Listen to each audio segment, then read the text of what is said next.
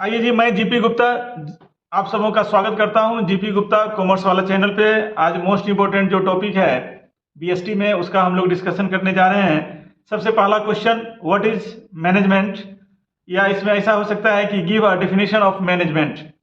तो देखिए, Henry Fayol ने मैनेजमेंट को अच्छे से समझाया और मैनेजमेंट के बारे में पहले के वीडियो में भी हम डिस्कस कर चुके हैं कि मैनेजमेंट का मतलब ये होता है सुव्यवस्था।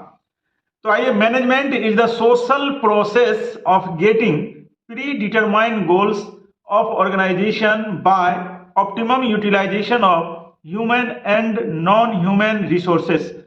तो बाबू, इसमें आप देखिए, यानी कि ज्यादा से ज्यादा यह ह्यूमन और नॉन ह्यूमन कैपेसिटी का जो यूटिलाइजेशन है ना, वो मैनेजमेंट है कि ये मानवीय और गैर मानवीय साधनों का हम कैसे ज्यादा से ज्यादा उपयोग करें और ताकि हमारा लक्ष्य प्राप्त हो पाए। इसी को हेनरी फ्योल ने क्या बोला कि according to Henri Fayol, management means to forecast the future, to plan, to organise, to direct and to motivate. Function of planning, organising, coordinating, directing and controlling an organisation's operation to achieve goal. यानी हमने जो गोल को पाना है, इसके लिए क्या planning है, कैसे हम उसको ऑर्गेनाइज करें, कैसे हम उसको डायरेक्ट करें, डायरेक्टिंग का जो निर्देशन का काम है, कैसे हम उसको मोटिवेट, प्रेरित करें, और इस तरह से हमारा जो ऑर्गेनाइजेशनल गोल है हम उसे पा सकें। आइए, अगला क्वेश्चन है, discuss elements of delegation. Delegation का मतलब आप समझते हैं कि अपने काम को दूसरे को सौंपना, लेकिन हमारा उत्तरदायित्व हमेशा बना रहेगा। हम सिर्फ काम करवाने के लिए हम दूसरे को सौंपते हैं, उसके लिए हम कुछ उसको अथॉरिटी देते हैं, कुछ अधिकार देते हैं, लेकिन उसकी अंतिम जिम्मेवारी जो है हमारी ही बनी रहती है। तो delegation refers to transferring authority and responsibility to other, creating responsibility for accomplishment. तो इसमें आइए, सबसे पहला पॉइंट है responsibility. Obligation of a subordinate to property perform the assigned duty.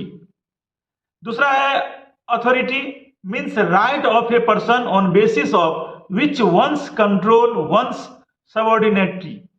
तीसरा है accountability, मतलब it refers to the answerability of the subordinate to his superior for his work performance. यानी डेलीगेशन के तीन हमारे तत्व हैं, पहला रिस्पॉन्सिबिलिटी, दूसरा है हमारा अथॉरिटी, और तीसरा है अकाउंटेबिलिटी।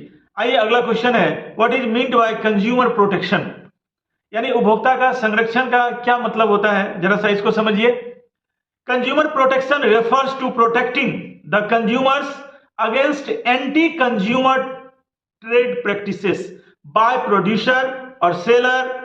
तो यहां देखिए, एंटी कंज्यूमर ट्रेड प्रैक्टिसेस, यानी जो बिजनेसमैन है, प्रोड्यूसर है, मैन्युफैक्चरर है, कस्टमर के लिए, कंज्यूमर के लिए जो गलत काम करते हैं, तो उनके लिए जो है एंटी जो कंज्यूमर ट्रेड प्रैक्टिसेस है, उससे सेफ्टी प्रदान करने के लिए ये कंज्यूमर प्रोटेक्शन की बात कही जाती है। ताकि seller consumer protection means that consumers rights as to information, quality, quantity, product protected. यानी कि इंफॉर्मेशन, क्वालिटी को लेकर, क्वांटिटी को लेकर, प्रोडक्ट को लेकर जो उनको सुरक्षा मिलना चाहिए, कंज्यूमर प्रोटेक्शन से वे सुरक्षित हो पाते हैं। नेक्स्ट क्वेश्चन है, define stock exchange. Stock exchange means an organised market where securities is issued by companies.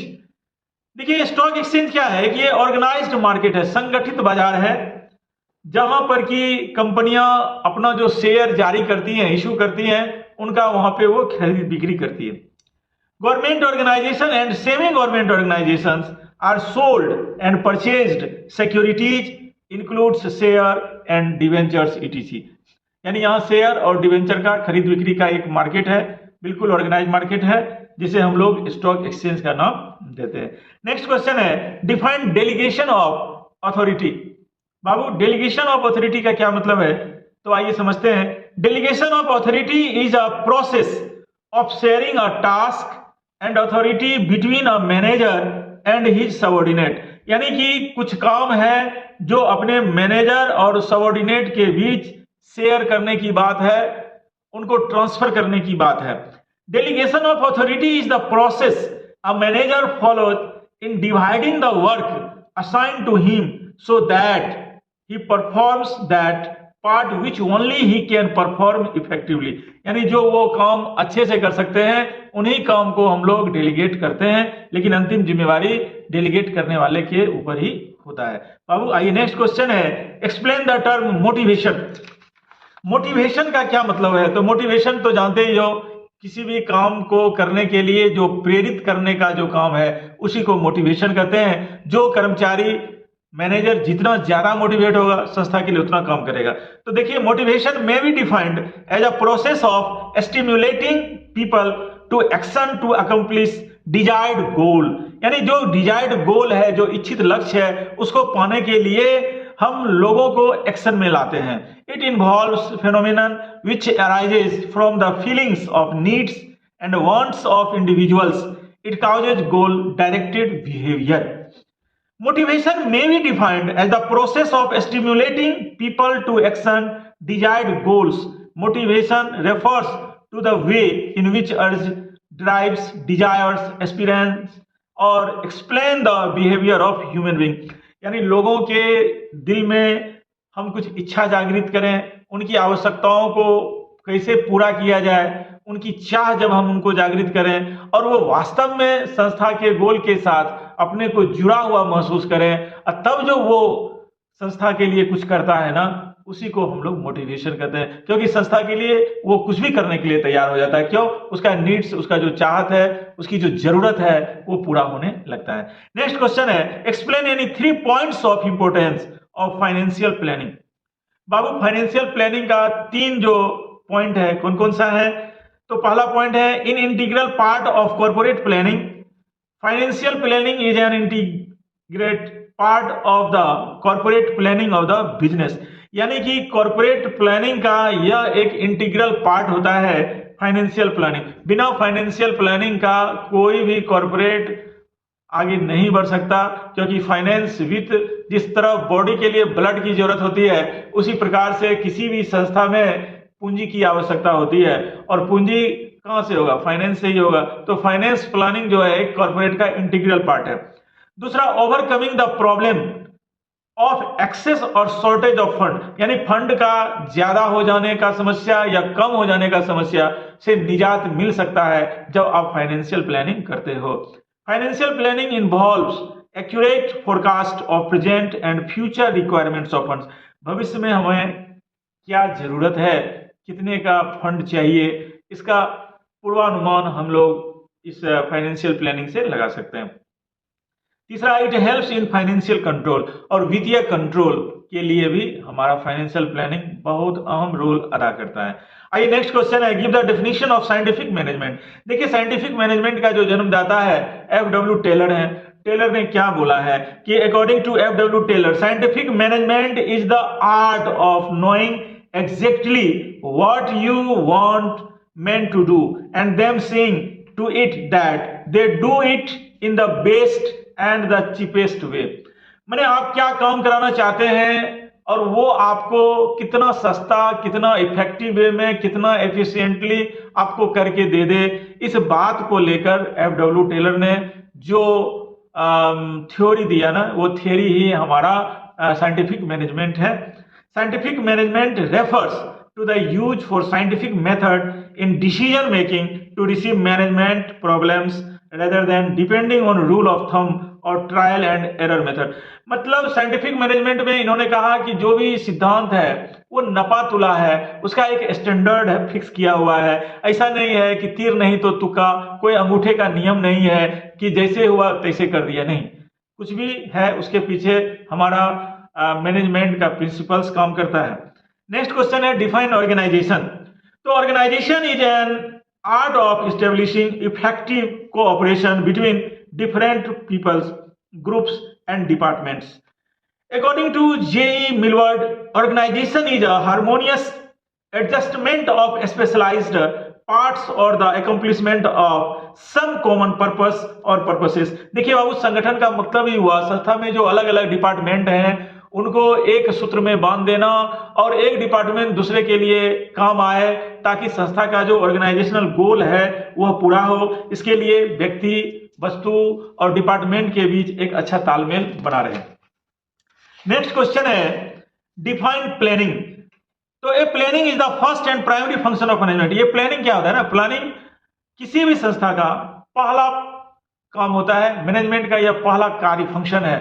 बिना प्लानिंग का तो कुछ काम करना ही नहीं चाहिए। अगर कुछ भी आप काम करते हैं, काम करने से पूर्व जो चिंतन और मनन है उसी को हम लोग नियोजन यानी प्लानिंग कहते हैं। यानी काम करने से पहले काम के विषय में जान लो, क्या काम है, कितना काम है, किस समय में, किसके द्वारा किया जाना है, ये सब क्लियर हो जाने के बाद ही काम स्टार्ट होना चाहिए। तो a planning is the first and primary function of management.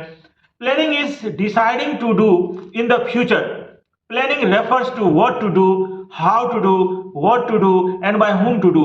According to William Newman, generally speaking, planning is deciding in advance what is to be done. तो आप प्लानिंग के बारे में समझ गए होंगे कि विलियम न्यूमैन ने भी क्या बोला कि भाई प्लानिंग जो है एडवांस में ये बताता है कि हमें क्या करना है। नेक्स्ट क्वेश्चन है give a definition of coordination and state any two characteristics of coordination. देखिए जी, कोऑर्डिनेशन का मतलब क्या है? समन्वय। समन्वय का सबसे बड़ा उदाहरण जो है हमारा ह्यूमन बॉडी होता है। देखिए, आंख, कान है, नाक है, हाथ है, पांव है।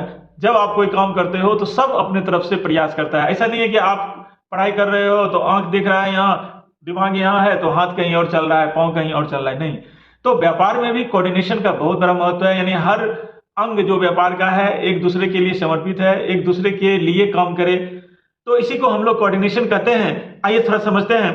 Coordination is an orderly arrangement of group efforts to provide unity of action in pursuit of a common purpose. Following are the two characteristics of coordination. Coordination is a continuous process. Coordination is the essence of management. यानी कि यह एक निरंतर प्रक्रिया है और यह प्रबंध का सार होता है।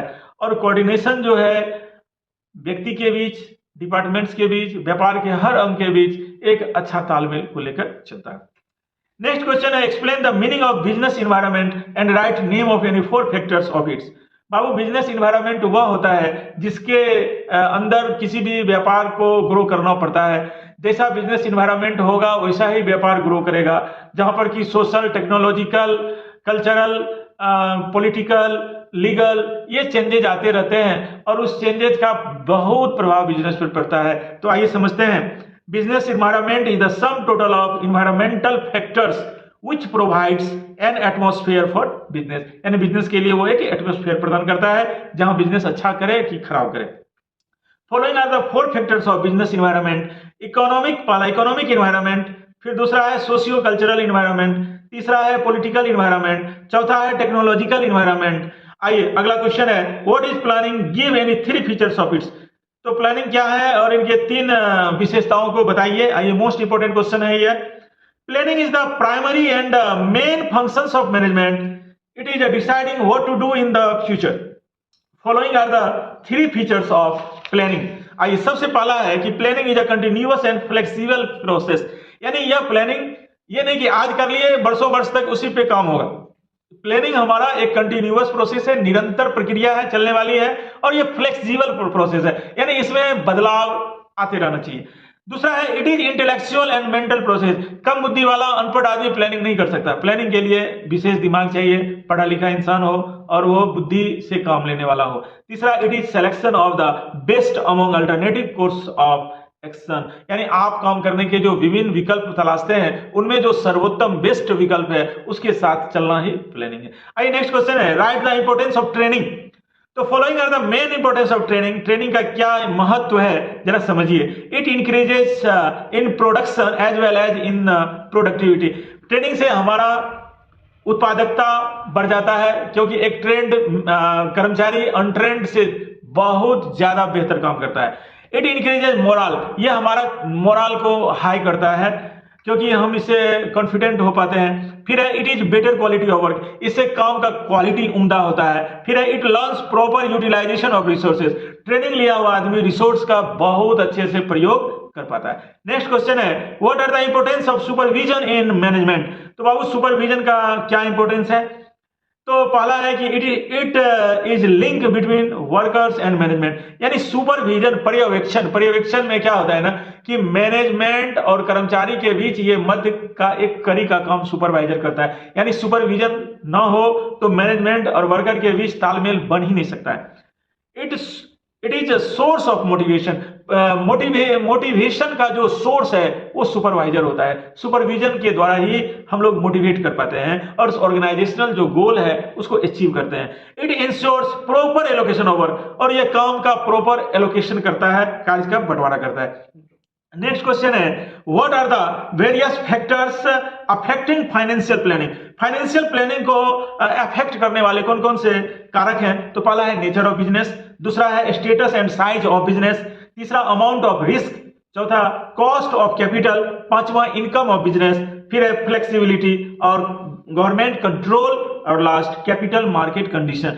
इन सारे फैक्टर्स से ही फाइनेंशियल प्लानिंग प्रभावित होते हैं। आइए नेक्स्ट क्वेश्चन है व्हाट इज एडवर्टीजमेंट। बहुत मोस्ट इंपोर्टेंट क्वेश्चन है व्हाट इज एडवर्टीजमेंट। एडवर्टीजमेंट मतलब विज्ञापन। आप अपने संभावित ग्राहक को जो अपने प्रोडक्ट के बारे में सूचना प्रदान करते हो उसी को विज्ञापन कहते हैं।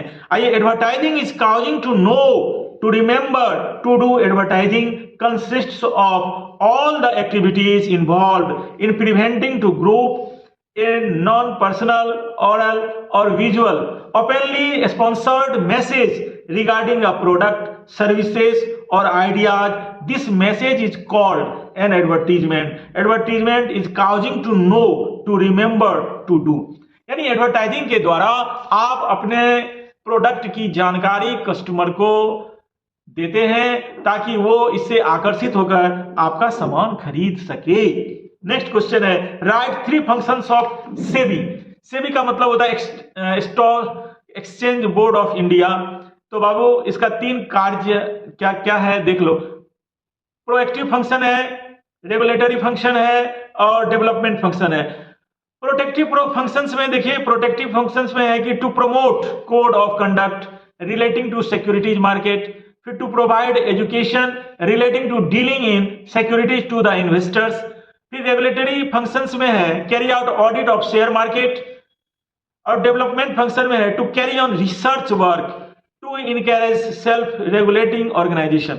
देखिए बाबू SEBI securities exchange board of India, ये जो securities exchange board of India है सेबी, यह इन्वेस्टर के हित को, इंटरेस्ट को प्रोटेक्ट करता है ताकि उनके साथ किसी भी तरह का धोखाधड़ी ना हो और उनके साथ फ्रॉड ना हो। इसके लिए सेबी उनके लिए गाइडलाइन जारी करते हैं, जर्नल्स जारी करते हैं, वो इनको अपना मेंबर बनाते हैं और समय समय पे इनको वो जागरूक करने का काम करते हैं। आइए नेक्स्ट क्वेश्चन है authority can be delegated but not responsibility explain. तो बाबू अथॉरिटी तो डेलीगेट कर सकते हो लेकिन रिस्पॉन्सिबिलिटी मैंने बोला है अंतिम जवाबदेही अपने ही पास होता है। The power of taking decision in order to guide activities of others is called authority. Authority can be delegated where the obligation of a subordinate to perform assigned duties. No manager can perform assigned duties. Responsibility cannot be delegated. बाबू अगर आपको ये class discussion अच्छा लगा हो तो आप description में मेरा ऑफलाइन कोचिंग सेंटर का एड्रेस दिया हुआ है और आपके स्क्रीन पर मेरा मोबाइल नंबर भी दिया हुआ है। इससे संबंधित जो भी नोट्स अगर आपको चाहिए होगा आप कॉल करके हमसे नोट्स पा सकते हैं। Thank you for watching this video. जय कॉमर्स।